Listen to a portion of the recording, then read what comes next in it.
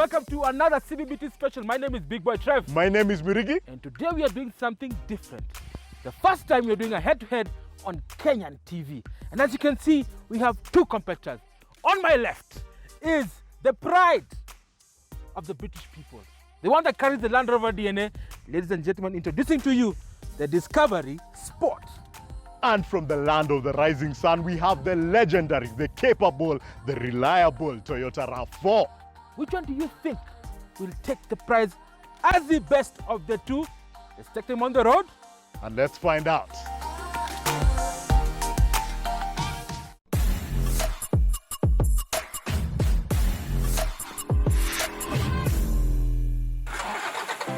So ladies and gentlemen, boys and girls, today we have a battle that is very, very tough. We have a contender from the east and of course the one on the left representing the British Isles, carrying the Land Rover flag up high is this Land Rover Discovery Sport. And of course you all know, with anything with the badge Land Rover, it carries some heritage, 70 years of off-road experience. But this is built for the modern family. So what does it have? Obviously, up front you have an efficient yet powerful 2-liter engine, petrol by the way, 240 horsepower or 177 kilowatts and 340 Newton meters of torque that is sent to the four wheels, courtesy of a 9-speed ZF automatic. Acceleration 0 to 100 in less than 8 seconds, and of course top speed of 200 kilometers an hour. Inside, you do have the traditional Land Rover design, of course minimalistic design, good sound system, and of course 7 seats to spare so that you and your family can traverse the beautiful land of Kenya. At the back you have plenty of space, and of course you have a tow bar to tow your stuff. But Mr. Murigi, these ingredients, can it match what you have from the land of the rising sun? So today it's east versus west. Yes. So me, I'm on the side of the east, the land of the rising sun. In the red corner I have with me the legendary Toyota Rav 4. Trevor has been talking about the fact that Land Rover has 70 years of experience, but this is Land Rover's last born. The Discovery Sport is something that just came the other day. The Rav 4 has been serving Kenyan families for the last 25 years. Even on the drive, on the way here, people are still driving the first generation Rav 4. This is the 5th generation Rav 4. This car has served people for the longest time. In fact, as it stands currently, this is the best-selling SUV in the world. Not only that, it's the 4th best-selling passenger vehicle globally. And there's a reason that that is the matter.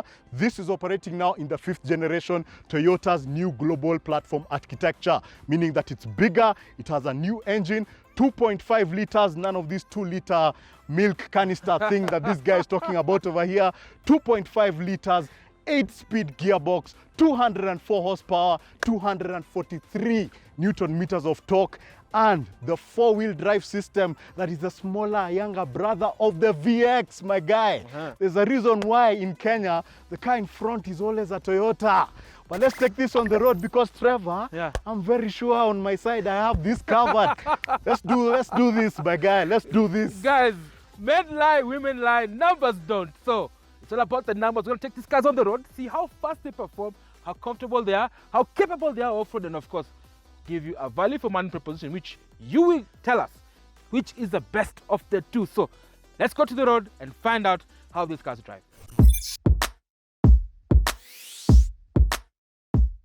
Mr. Mirigi. Yes, sir. It's time to enjoy some British luxury. You said 70 years? Yes, 70 years of Land Rover heritage, now in this format. Yes. Soft roaders. Well, we know that Toyota has been there quite a long time as far as soft roaders are concerned, but this one is a different breed altogether because it's playing in a premium sort of segment. Yeah. And I can tell you there are some things that they have done that has made this car very, very good. So for example, one thing that I do like is the engine. The engine that we have right here is exactly a 2-liter turbo petrol. I don't know why they chose to use the 2-liter, but I think it's all about efficiency because people in this class, in this segment, also looking for efficiency. It's a brand new Ingenium. Yes. I mean, it's the Ingenium they're using across the range. Uh-huh. I think it's an entry-level engine option across Jaguar Land Rover. Yes. It's also now in Jaguar, it's also in Land Rover. Yes. I think on the bigger cars they use it as part of now their, plug-in hybrid. Plug-in hybrid. Yeah. Yes, because this engine now actually now playing in that part because It's very smooth. We drove this in the Evoque in South Africa. Yes. We've actually driven this engine before. Yes. I think so far, even in the E-Pace, if I'm not wrong. Yes. So far, so good. But all those extra horses, how Yes. do they translate to acceleration on the road? So we're gonna find out that now. I was waiting for that. So what I'm gonna do, Yes. I'm gonna put it in sport. Oh, it has a sport It mode. has a sport mode. Okay. So basically what sport mode does is basically sharpen the throttle response. Yeah. The suspension has some Magna ride, so basically it stiffens up a bit. The steering wheel also beefs up so that you have less play on the steering wheel. Yeah. And of course now the gear shifts are faster so that you're able to achieve, greater speed and acceleration. So I'm gonna try now. So right now, Okay. All right. Alright, as it pulls, Uh-huh. I'm going to do 120, 130, and the gear shifts are very quick, and this is because of the ZF gearbox. Yeah. Now, ZF are very good at building gearboxes. You find them in Jaguar Land Rovers, Audis, even BMWs, and many other brands. And the reason why they chose the 9-speed is basically that extra gear is for efficiency, because guess what? It being a turbo petrol, Yeah. you'd expect it to consume a lot. This one does 7.5 liters per 100 kilometers. Okay. Which is very good because this car is roughly almost 2 tons. Yeah. And being a 9-speeder, so the higher the speed, the higher the gears, you're able to consume less. So I mean, it was a brilliant move. However, in as far as the drive feel is concerned, it's based on that DLA platform that actually these guys have put it. It's also on the Evoque. It's also on even some of the other brands. But it handles really well. It doesn't feel like you're driving a sports car, Yeah. but it has some good road manners. And I think it's a compromise because they're trying to do some off-roading because of the DNA, for Land Rover. And obviously now, this one now adds up with the driving pleasure, which we all have. Yeah. But Mr. Murigi, how does it stack up with, your other vehicle, the one from the Rising East? Well, today, we are doing East versus West, and I have to say the British have done a really good job now with the ride comfort. Yes. In terms of practicality, you do have 2 extra seats at the back, which I don't really have. Yes. But I think let's go into the Toyota and I show you a little about what these guys are doing with luxury, because I have to say, Yeah. I think what they did in the Toyota is that they went across the road and talked to their cousins at Lexus. And let me show you a little about what that can do. So we'll start, of course, now with sunroof, Of course. heated and cooled seats, leather seats, Yes. And so much more. and so much more. So this is the best of the West. Yeah. Let's check out the best of the East.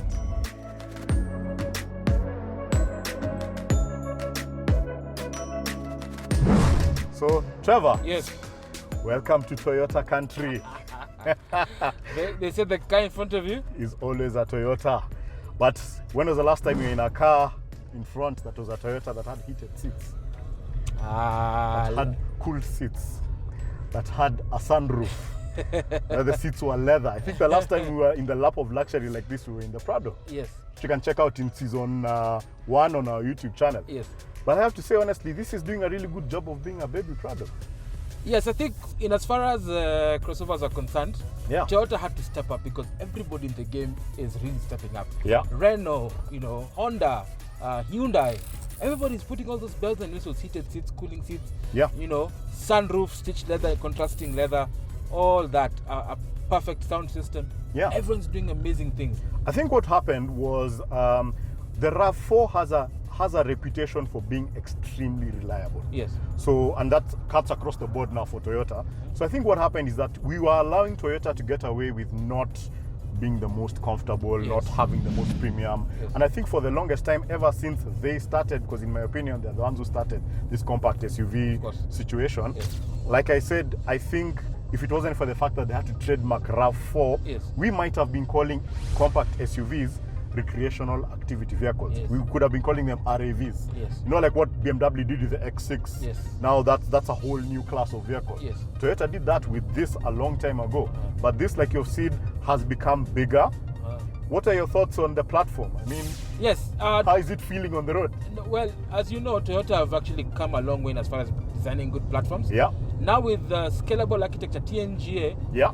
the ride feel and quality is basically scaled from the Yaris all the way into the here. Corolla to this, Yeah. and even to the next generation of the big cars of the Harrier and then the Lexus. But I have to say, I have the 2.5 liter, Yes. and unlike you with your Land Rover, Yes. I don't have a turbo. Yeah. So it means that when I put my foot down, Yeah. this is what happens. Instant power delivery. And it goes across the rev range. Yeah. So you have unlimited power. It doesn't run out of power. It quite doesn't easily. run out of power at any rev range. And of course, with the VVTi, Yep. dual VVTi. Yes. For those who don't know VVTi, Yes. dual variable valve timing electronic control system. Blah blah blah blah. You know, Yeah. it basically allows the car to give you that extra power at higher RPM. That extra power at higher RPMs, I think like in Honda, they used to call it VTEC. Yes, You have VTEC. something feeling similar to that. Yes.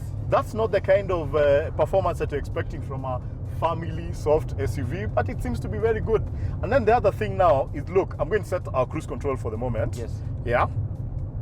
Just so that we can have a nice conversation. Yes. Yeah. And there we go. So number one, I actually do have cruise control.